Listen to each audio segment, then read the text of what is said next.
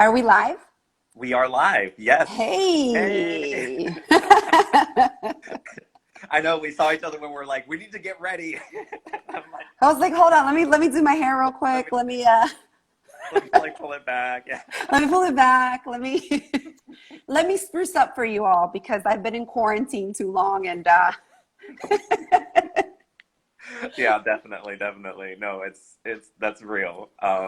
So I actually have to do another video, and I'm gonna redo a video because I was like doing it, and I was like, I was looking a little bit like I was growing a lot more things out, and it's just a little bit of a mess. So, all right, so there's so much to talk about. I'm sure folks are going to be joining in just a second, but we're gonna download this and post it anyway, so we'll just get right into it so that we can get as much talked about as possible, since there's a lot to cover. So sounds good. Can you introduce yourself first, and your name, who you are, what you do, all the things. Who am I? Depends on the day. Hi, everyone. My name is Maria José Chapa. I am currently the Florida Director of Civic Engagement and Organizing with Hispanic Federation. Hispanic Federation is a 501c3 organization that does direct services for the Latinx Hispanic community. We're a national organization, so we have different offices in different states. Our headquarters are in New York, but I am here in the state of Florida, and our office is located in Orlando, Florida. Currently, I'm working from home, trying to stay home, stay safe, and but you know, we're still doing the good work from home, and we're able to still provide resources and information to our Hispanic community while we're here. So we are going to be talking about, in particular today, about the census. And I know you and Hispanic Federation are doing some work with that, but can you start off with kind of just like, for folks who might not know too much, I feel like I'm still in the process of learning myself, what is the census? Like, what is it? So the census is, it's in our U.S. Constitution. It's a federal mandate that every 10 years, the U.S. government has to count the population of people that reside within the borders of the United States. So every 10 years, it's, you know, literally, it's like taking an inventory, right? So the United States has to take an inventory of the people that live in the United States every 10 years, and that helps them set aside money, federal money, to then reinvest back into those states, into those counties, into those cities, provide resources for those communities, but they need to know the population count first so that they know how much money they need to set aside for those communities. So who can participate in the census? Like, who is supposed to be counted in this? If you are a human being that was born on April 1st, so ages 0 to 100, if you are a human being that resides in the United States of America on April 1st, then you need to be counted. Gotcha. So do you have to be a citizen to participate in the census?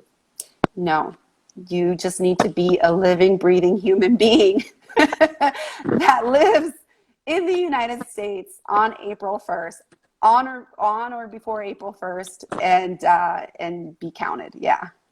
Gotcha. So, so I think this then gets into sort of talking more broadly about like identity then, because a lot of times with, and I love the laughing face. It's like a living, breathing, just as long as you're a human being. Yes. Living, then this census is for you. So, because I think there has been some kind of mixed messaging and things like that around like, oh, like, is it for this group of people only for citizens and things like that? Why is the census particularly important for minority communities to participate? Oh gosh, I mean, it's so important because, you know, if we look at the historical context of marginalized communities in terms of discrimination, in terms of access to resources and things like that. And there's a term that the Census Bureau uses. It's called hard to count, HTC, hard to count communities. And unfortunately for communities of color, particularly African American, Black, Latinx, Hispanic communities are one of the most undercounted communities. Asian communities are also, for the most part, undercounted. So basically, if you are on the margins, for the most part, you are considered a hard to count person or a hard to count community. Coincidentally, one of the most undercounted populations in the United States are persons between the ages of 0 and 5. So in the last census in 2010, here in the state of Florida alone, 75,000 children between the ages of 0 and 5 were not counted. And so what that equated to, it equated to 3,500 classrooms that were not set aside, that were not created for those students. Once those kids entered public schools or private, you know, schools in general, once those kids entered into school in kindergarten, you're talking about 75,000 people that were not accounted for. And so when we have issues of overcrowding in schools, that's one of the reasons why, is because our students, our kids were not counted, you know, and that's a problem. So why is that? Like, what's going on with, like, when you're saying, like, they have even like a term for it, like HTC, hard to count? Like, why? What is the disconnect? Like, what is the barriers that, from the government perspective or standpoint, like, what is, or just in general, what is the barrier, and like what is the government doing to actually make sure that people are counted? Because like you said, it's in the Constitution. So, like, why is this such? Why are we having such a hard time with this, even though this has been, we've been doing this for so long, and this is in the Constitution? Right. Well, I think part of it is lack of awareness, or, like, you know, just ignorance around the topic of the census. Like, for example, I myself, I was here in the United States in 2010, but I didn't know about the census. And so, you know, I didn't self-report in 2010 because I didn't have any knowledge of it. So I think the biggest thing is having access to information about it. I know that because I am an advocate of the census currently, and it's something that my organization is working, you know, to advocate and do that hard push for, specifically for the Latinx, the Hispanic community. I'm aware of it, and I'm educated, and I'm learning more and more each day, because there's so much information that you know, is so important, and things I wasn't even aware of, that the census, Pell Grants, for example, like, this is something that I learned recently. I had no idea that, I was a Pell Grant recipient, and Pell Grants is something that people, when they go to public colleges and they apply through financial aid and they want grants, a Pell Grant is something that the government provides. And Pell Grants is something that is directly impacted based on apportionment of the census, right? So they go based on the population. If they expect, well, we expect X amount of people that are going to be applying for college or going to be accepted into college, so they set aside X amount of money specifically for those Pell Grants. So, you know, that's something new that I learned the other day, that the census, you know, is direct correlation between Pell Grants and the census count. So not knowing that there is a census is one. And so I know that the federal government, you know, has sent out mailers in the mailbox. People might see something in the mail that came like the first week of the second week, I think it was like March 12th or something like that. There was something in the mail that would come to the mail saying that it's time to be counted. And then there's commercials. Sometimes there's PSAs that are being put out. You know, that's another way that the government is trying to inform the public. Unfortunately, because of COVID-19, because of this pandemic, it has shifted operations for the Census Bureau as far as how they're reaching out to people. Obviously, everything's has gone digital, but they usually hire census counters, I think they're called. I'm not sure, but these are people that will actually physically go to areas and populations where they're quote unquote hard to count communities, if you haven't self-reported by a certain date, then these people will go out door to door and try to get you to fill out the census there and then from your home. But because of the pandemic, we really don't know.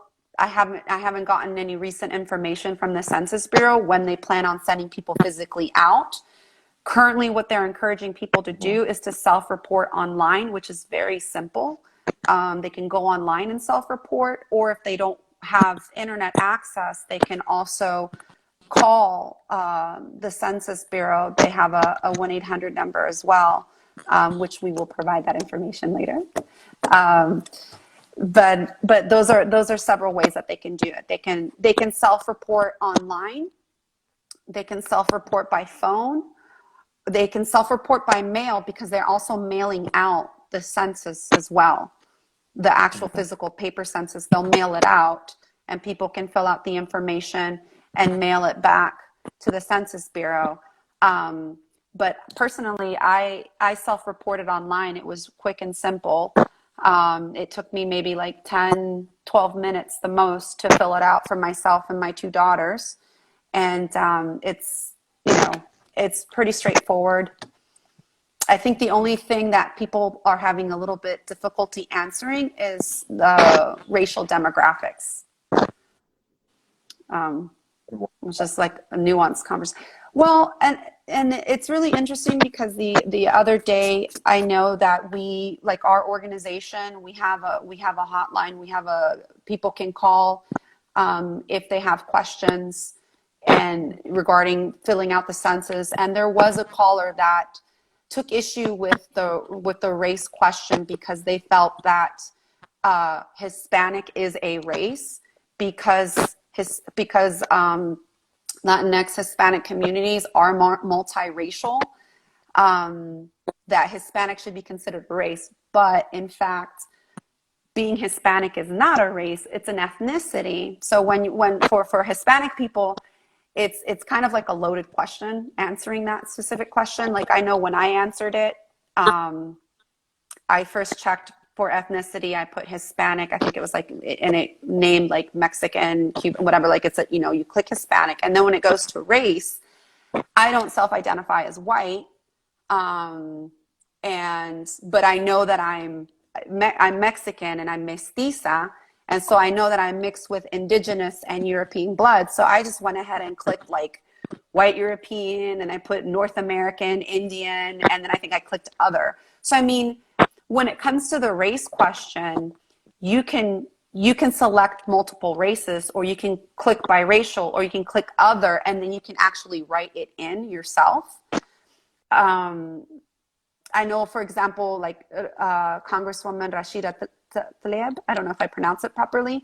She's Palestinian American, and there was like she took issue because of the fact that Arabs, there was no racial identity for Arabs because she doesn't self-identify as white. And so she felt that because there wasn't a selection for the Arab community or something like that, that they would be underrepresented in the census.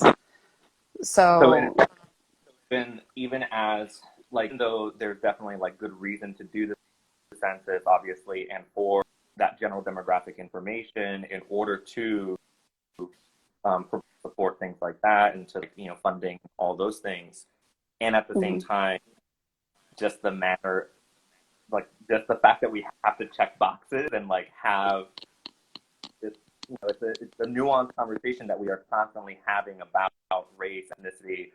Sam in the comments said it's POC not an option. No, people of color is not an option. So I mean, again, there is that box where you click that says other, and you can write it in. You can write in how you want to self-identify. And I think, yeah, I mean, my daughters are multi-ethnic, you know, like I'm Mexican, my ex-husband is Sri Lankan. Like, how did I self-report for my children? I put everything. I put Hispanic, Southeast Asian. I put everything that I possibly could that they self-identified as, because I know that identity is so important to us, and how we self-identify is so important to us. So, I mean, that particular question is a loaded question, but it's really important that people do self-identify, because it goes back to racial disparities. It goes back to civil rights.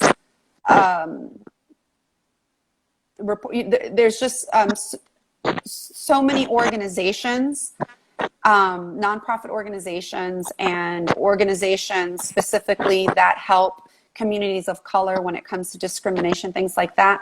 They utilize the information from the census to help them with policy decisions. Yeah. So yeah, definitely. And I think it's interesting to think about how, like, even something, right? And I think it was, like you said, it's not too long. I think I also self-reported. I did it online.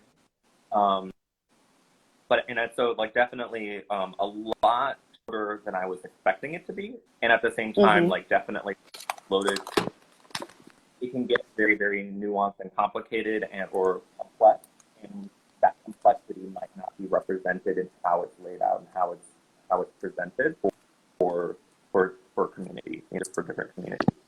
Right. One thing that I noticed in particular was I noticed that the citizenship question wasn't on the census. I noticed there was a lot of talk, like, leading up to the 2020 census, about the federal government wanting to, include a question about are you a citizen and things like that on the census. And I noticed that it wasn't on there. At the same time, there was so much conversation. And again, kind of going back to, like, I don't know all the things about the census, and, like, there's a lot of, like, mixed messaging. What do you think was the impact of that kind of information leading up to the census? Well, I mean, let's just, I want to back up just a little bit as far as context regarding the citizenship question. That question was never, ever, ever in the census, ever. It was only up until this recent administration that they wanted to put in the citizenship question. And it actually went to the Supreme Court. It became a case in the Supreme Court whether or not they should include the citizenship question in the census. And obviously the groups that were saying that no, it shouldn't, because this administration is purposely trying to utilize that question to demonize and to push some very anti-immigrant policies in place and things like that, that it was meant to further disenfranchise and discriminate certain communities based on the citizenship question, that the Supreme Court struck it down and said that no, you will not include the citizenship question in the 2020 census. So that is a win for communities, for all communities, particularly undocumented communities, because we know that they're already in the margins. We know that, some of these communities, not everyone feels comfortable to be open about their status and are in the shadows. And it's so important that those communities make themselves count, because again, those particular communities, undocumented communities, they pay taxes just like the rest of us do. We pay our federal taxes, you pay sales taxes, local and federal, depending where you live. Immigrants pay taxes, irrespective of their status. They pay taxes. But the flip side is, even though they're paying taxes, they don't qualify for certain government programs, which they don't qualify to collect Social Security. They don't, if you're undocumented, if you don't have a Social Security number, you don't qualify for Medicaid, food assistance, housing, things like that. You don't qualify for those things if you're undocumented and you don't have a Social Security number. So you have these communities that are paying, quote unquote, paying into the system, but there's no return of investment for them. However, if they make themselves count in the census, there is a return of investment to their communities, to their neighborhoods where they live, because all municipalities need money for infrastructure.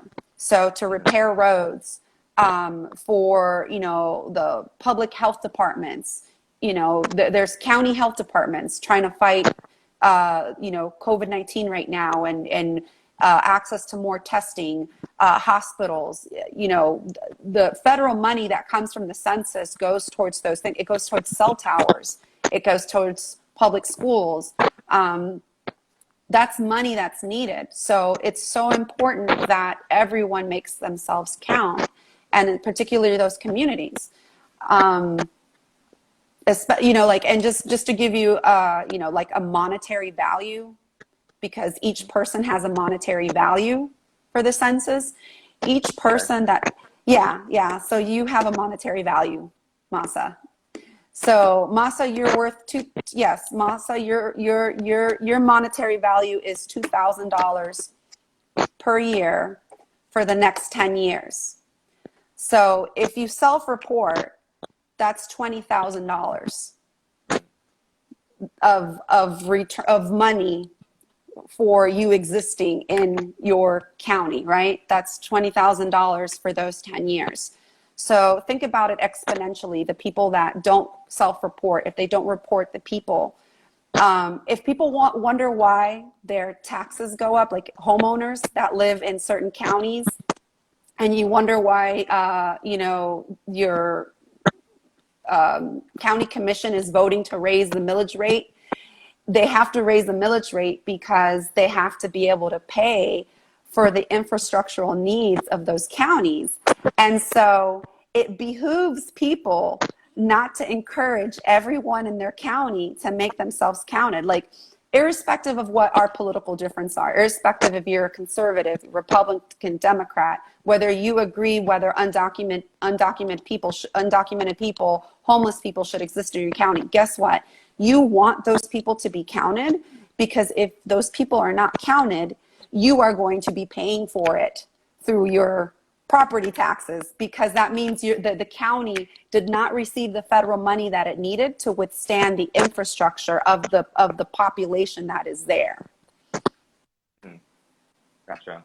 So this is something that definitely is in the interest of everybody, and at the same time, particularly, like you said, for communities and individuals on the margins where, like, we need that infrastructure, we need that support, and like, how do we create that? So I feel like there might be some folks who might have questions. So like, if you are in the chat, Okay. if you have questions, please feel free at any point to type in the chat.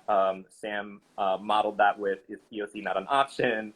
So definitely type in the chat, ask a question, and we'll have additional information that we'll share. We'll post this on YouTube as well, the final conversation. But transition into thinking about, like, okay, we know that this is important. We know the impact, like you were saying. That was something that, like, super new too, was like hearing how like children, like 0 to 5, don't get counted, or like, and that resulted in what you said, like 3,500 classrooms or something like that. Yeah, roughly 3,500 classrooms were not built, were not set aside for those kids. And so now with this census, we've had an influx of people come in, particularly from Puerto Rico, for example. We've had a huge influx of people coming in, not by choice, but because of Hurricane Maria, the earthquakes that recently happened, socioeconomic reasons is why people are moving into the state of Florida. And I particularly, because of the work that I do, am very familiar with the different ethnicities of Latin America that have recently relocated here in the I-4 corridor. And so those communities, they need to make themselves count. Like in Osceola County, they recently reported that the majority of the population of Osceola County are now Hispanic Latinx people. But in the last self-reporting period at the Census Bureau, like the Census Bureau has a website, and if anybody can go to the Census Bureau website, if you want to like check out the county or the city or in the area where you're at to see where you are in terms of self-reporting.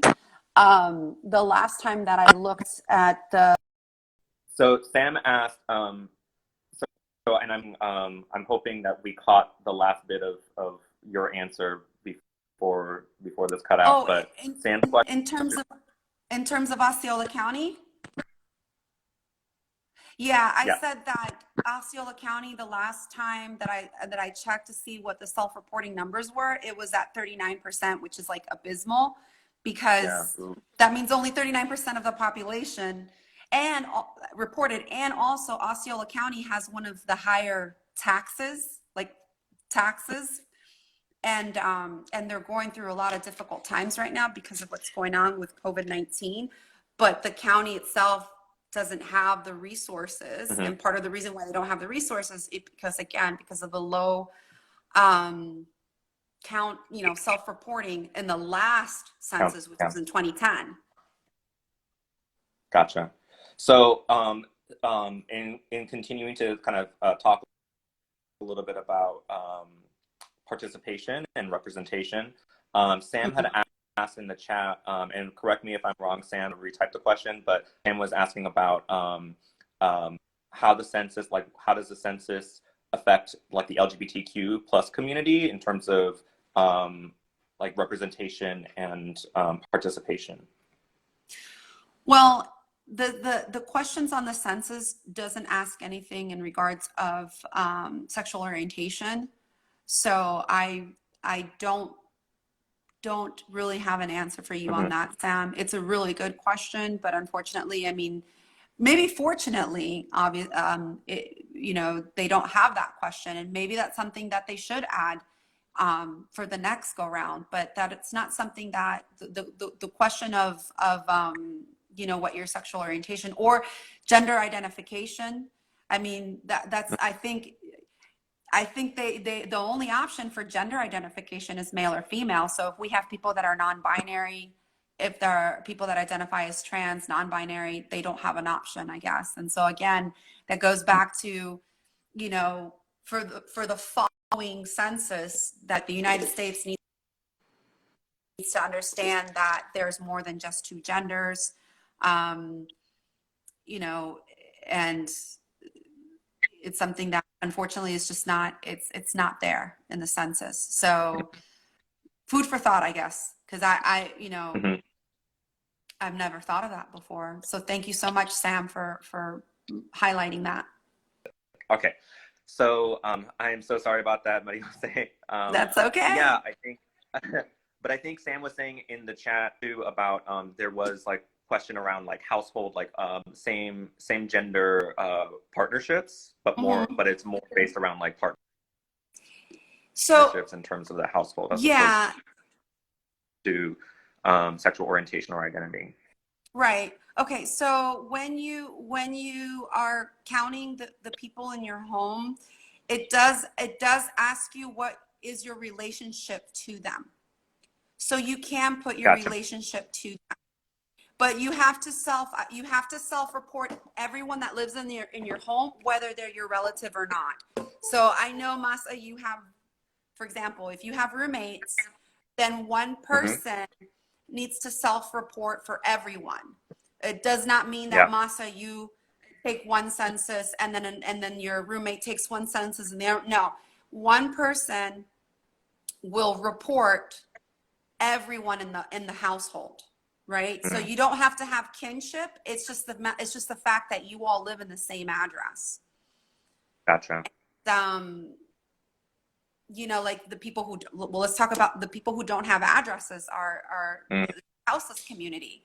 So there is a concerted effort to make sure that those communities are counted as well, because they have to be counted, because there has to be vital services that the county provides for the houseless community. So there are people that physically go and try to count, or there are organizations, for example, like the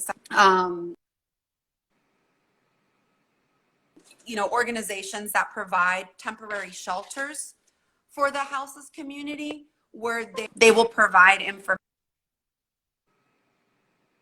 information of those individuals to make sure that they're counted.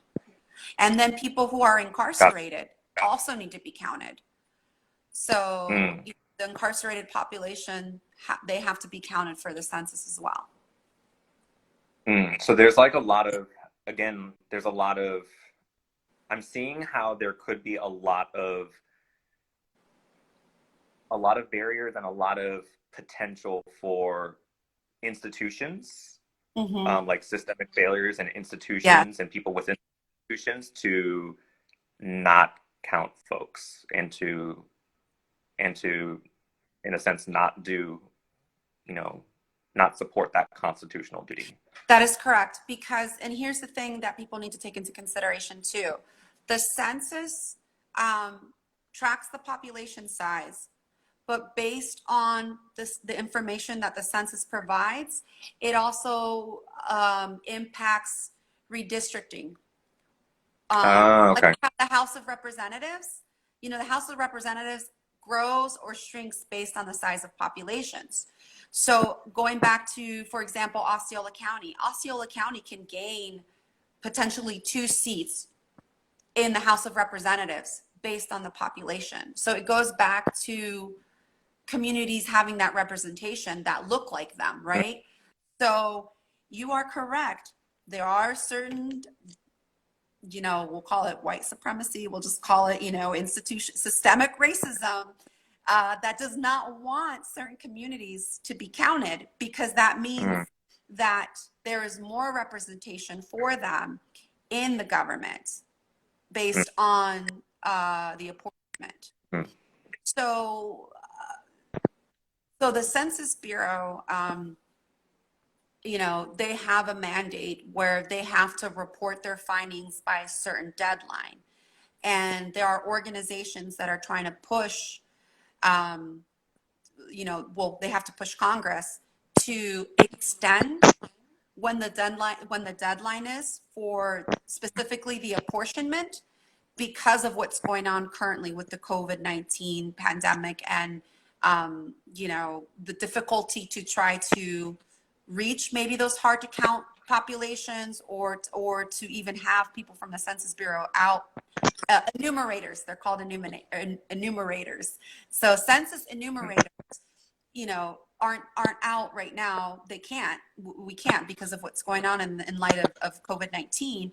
So they are pushing to extend the deadline for certain things. So for self-reporting, the deadline has been extended to October 31st.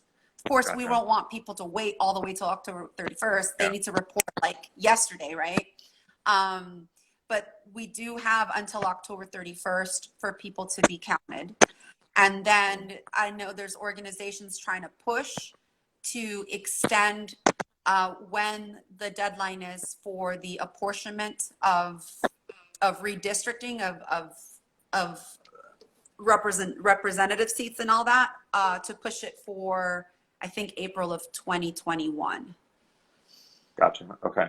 So there are, again, some adjustments and accommodations that are being made, but at the same time, it doesn't change the fact that there are still these, like you kind of, again, and even in any other year, there's still these challenges that still exist. It's exactly what you said about 2010 and impact on Osceola County, and then also on the number of classrooms, things like that. Like we see numbers and the impact of that. So as we wrap up and transition into kind of like thinking about next steps, what is Hispanic Federation's role in, like, I guess, in the work right now around the census, and what can we do as members of the community? Like, what can I do personally? What can folks who might come across this video do to support each other, our communities, in participating in the census? Absolutely. I mean, there's so much. So a lot of other organizations, not just Hispanic Federation, but other organizations that are working with marginalized communities. We've been doing campaigns. Our campaign is called Todos Contamos, We All Count. We've been specifically targeting a hard to count community in Orange County called Azalea Neighborhood. They have a 65% population, Hispanic Latinx population there. 11% of that population are immigrants, and many are within the poverty line, and it's a hard to count community. So we had, prior to us having to shut down field operations, we had a team of street canvassers going door to door. We were knocking on doors, we were talking to the neighbors, we were handing out FAQs and letting them know, hey, look in the mailbox soon, you know, the census is going to send out a little postcard with a specific code where you can you use that code and you self-report online, because they're really pushing this year for people to take the census online. And I think it's just like a faster, easier, quick way to track metrics and data, really, is doing things online as opposed to waiting for phone calls and sending things by mail. So, you know, we were out knocking on doors, and then when we had to take our operations remotely, we were phone banking and calling specifically that community. So we called over 10,000 residents in Azalea neighborhood. And then we've made over 75,000 phone calls in Osceola County, in Orange County. We sent out, using this app called Hustle, we sent out a mass text message and with the link to the census for people to self-report. And so we've done that, and we've been doing Facebook Live, town hall, info sessions on the census. We've been sending out little ads here and there on Facebook. But the biggest thing that we need people here for, you know, any towners and community Tampa Bay folks is to, well, first check in with your family and ask, hey, have we taken the census yet as a household? And if not, then you could be the advocate for the family. If you have access to internet, it's so easy. You just type my2020census.gov, and the questionnaire is right there. The questionnaire is in 13 languages: English, Spanish, French, Tagalog, Korean, I think Mandarin Chinese, if I'm not sure, Vietnamese, Arabic, know all of them. But there's Creole is another one. So there's 13 languages that I saw that you can take the census in. I know that me being a first generation immigrant kid in the United States, and some of us are, so I know that there's like a lot of, I have seen it and personal experiences that sometimes in immigrant families, they have, you know, the kids are the ones that are translators for their families a lot of the time. And so, you know, the questions are fairly simple. And, you know, if as a young adult you feel that you need to advocate for your family, you need to help your family fill out the census, I have the confidence in the world that you're more than capable to assist your family in filling out that census. It's just a matter of having, again, internet access to the census. They also have a phone number that you can call directly. If we don't have it posted, I'll make sure that I share it so that you can share it, Masa, the 800 number for you to call directly to the census. So that's another way. I know that for example, Hispanic Federation, we have a hotline for people to call and ask questions. Now, we ourselves, any nonprofit organization, any organization, they cannot take the census for you. Like we're not enumerators. We cannot assist you in taking the census, but what we can do is we can help answer certain questions or hesitations that you have around the census. And that hotline is from 9 to 5 o'clock. The phone number is 1-844-432-9832. And those are for people who are bilingual, either English or Spanish speaking. Are the languages that we have available in which we can assist questions regarding the census. Again, it's 1-844 432-9832. You can also text capital HF and then space and then write census at 40649. And then you'll get update information regarding the census. We can send information regarding the census that way as well. But I will give credit where credit is due for the Census Bureau. They've, this questionnaire is pretty straightforward. I don't foresee people having difficulty, with the exception, again, I guess, in terms of people who don't self-identify, who are non-binary. That's the difficulty, and that as far as like identity. But other questions are pretty straightforward. It asks your age, and who are you in relation to the people that live with you, and the address, and that's pretty much it. Gotcha. So this is basically, I think, and in the other in the chat I saw basically a question around like, are there efforts to educate? And I think it sounds like Hispanic Federation with like these hotlines and with like the town halls and everything. This education component is super, super key, because she was saying, yeah, I did not know that this was like the implications of a lot of this. And like, I definitely did not know either. So like, yeah, I mean, I didn't know either, until I started doing this work. I had no idea. And I think that's the biggest thing, is just that, once you have that information, well, how can I become a community advocate? And let me reach out to my network. So, I mean, the biggest thing that the takeaway is that people can literally, once we're done with this conversation, it's like, go on your WhatsApp group, go on Facebook. We've been asking people to take, like hashtag the census challenge, and we'll put like the link to the census like underneath it. Get creative on Instagram. It's just, it's so critical and crucial that people are counted, but specifically young people.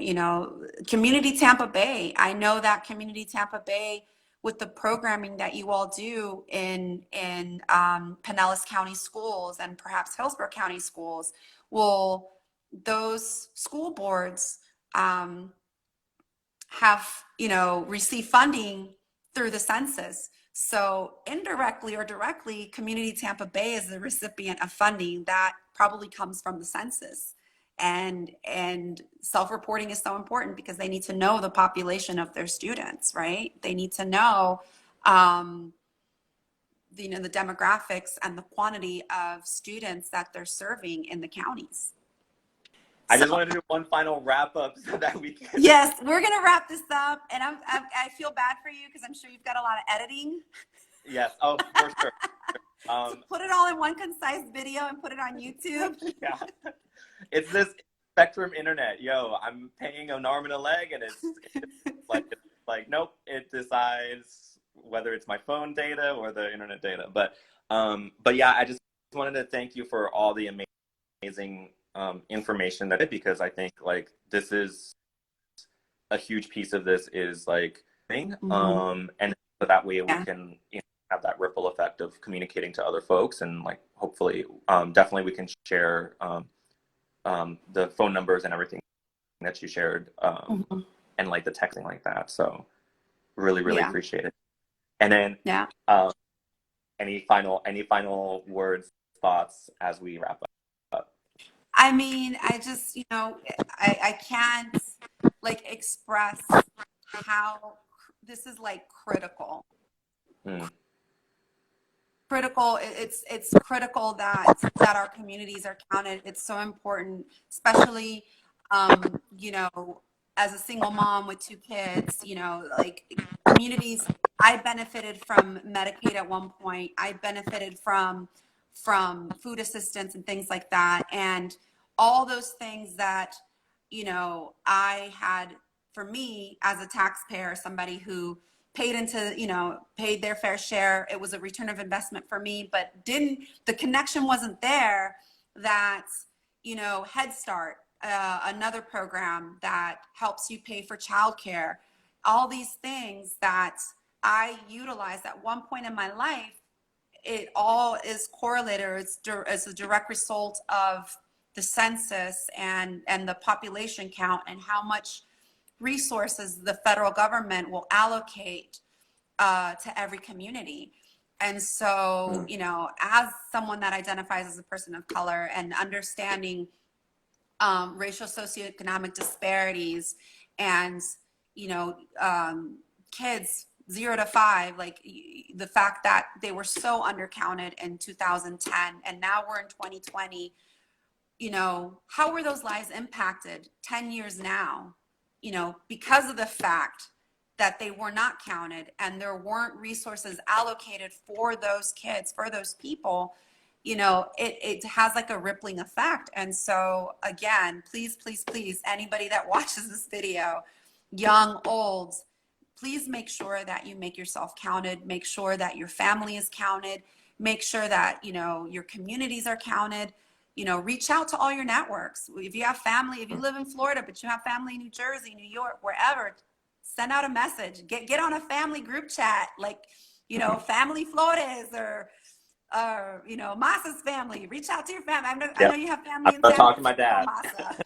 Masa. So get on your WhatsApp group on your family. Be like, hey, everybody, did everybody take the census? No? Okay. And then put the little, my2020census.gov, boom, like slip it in there into the WhatsApp group and just be like, hey, it takes 10 minutes. Please make yourself count. I mean, that's all we can do is continue to advocate, educate, spread the awareness, but give that little oomph, that little push to make sure that, our communities are being counted because they matter, because we count. Yes. Thank you, Maria Jose. Thank you so much for taking the time. Thanks, Masa. Appreciate it. Thank you to everyone. Thank you. Thanks for everyone watching. Bye. Bye. Have a wonderful day.